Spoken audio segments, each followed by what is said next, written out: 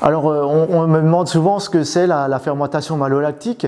Donc, pour faire plus simple, on va parler de malo. Voilà, dans notre jargon, on appelle ça malo. Voilà. Donc, c'est des bactéries qui vont transformer l'acide malique du vin en acide lactique. Donc, l'acide malique, ça vient tout naturellement du raisin. C'est un peu aussi bizarre quand on écoute un peu, quand on se met au-dessus des fûts, quand on écoute dans le trou, quand c'est les levures qui fermentent, ça pétille. On entend, ça pétille. Les fermentations malolactiques, quand on écoute, ça craquelle, c'est comme un peu si je sais pas si c'est la terre qui s'ouvre.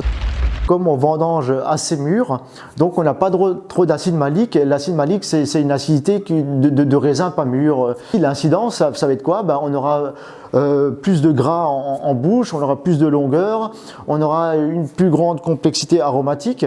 Et après, l'avantage aussi, c'est la stabilité des vins.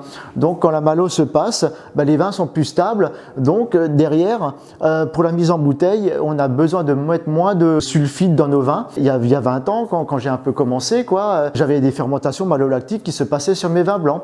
Et les œnologues, pour eux, c'était vraiment la pire des choses. Mes vins étaient ratés. Et en fait, pour moi, quand j'ai goûté, était super parce qu'on avait du gras, on avait de l'opulence, mais c'était pas du tout dans l'esprit de l'époque. Souvent, les fermentations malolactiques se passent encore quand on a du sucre. Là, c'est un peu plus compliqué, il faut être un peu plus derrière les vins, donc il y a un peu plus de suivi pour voir si tout se passe bien parce que c'est un peu plus dangereux. Mais en fait, dans la plupart des cas, ça se passe très bien. C'est recherché ou pas recherché, voilà, ça se passe ou ça se passe pas chez nous et puis on laisse faire tout simplement. Donc on a des vins avec fermentation malolactique, des vins sans. Voilà, c'est une autre fermentation, c'est plus des levures, c'est des bactéries.